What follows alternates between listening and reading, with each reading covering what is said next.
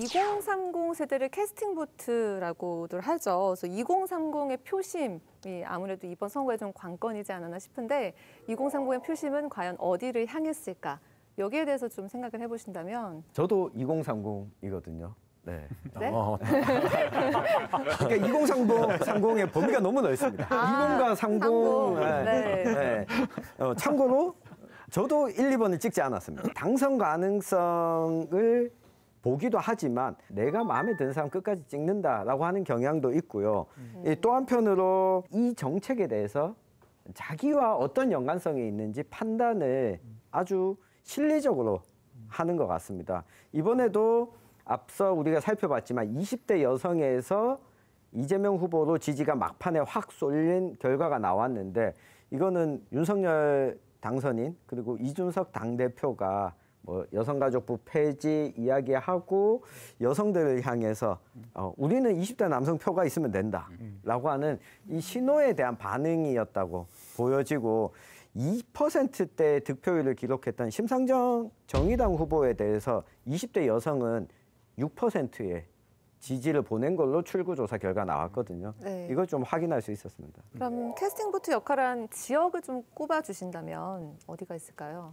저는 이번 선거가 지역의 캐스팅보트를 짓다기보다는 세대가 짓다. 우리 선거에서 20이 등장한 적이 한 번도 없었어요. 근데 이분들이 모든 언론의 캐스팅보드를 쥐고 있을 만큼 중요하다고 대선 기간 내내 다뤄졌단 말입니다. 근데 근소한 차이, 박빙의 지역은 충청도가 그래요. 특히 충북은 아주 박빙이었습니다. 경기도 그랬어요. 서울도 그랬어요. 그러니까 지역이 어떤 캐스팅보드 하던 역할을 하던 거는 이번 대선에서는 보여주지는 못했다. 그렇게 보죠. 그리고 한 가지는 수도권 인구가 절반을 넘어서면서 수도권 결과에 따라서 이 대선 승패가 갈린다. 이 호남과 수도권. 영남 이야기를 하지만 호남 영남은 이제 중요해지지 않아졌다.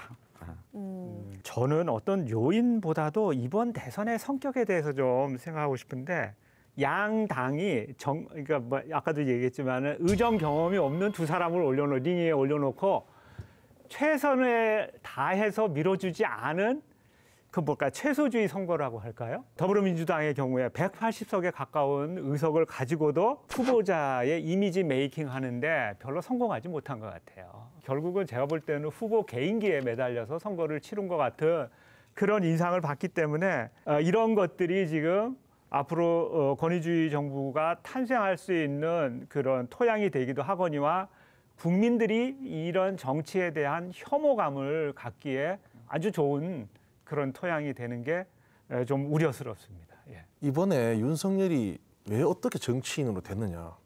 조국과 추미애죠. 야당에서 자기 당에서 키운 인물이 아니라 저쪽에서 어떻게 해서 큰 인물인데요. 다시 말해서 정권을 가진 사람들이 자기 사람이 아니려고 했을 때 너무 무리하게 죽이려고 하거나 자기 사람이라는 이유로 너무 무리하게 밀었을 때는 그 반작용이 일어나는 것을 알 수 있는 예였고 그게 가장 중요한 원인이 아니나 싶습니다.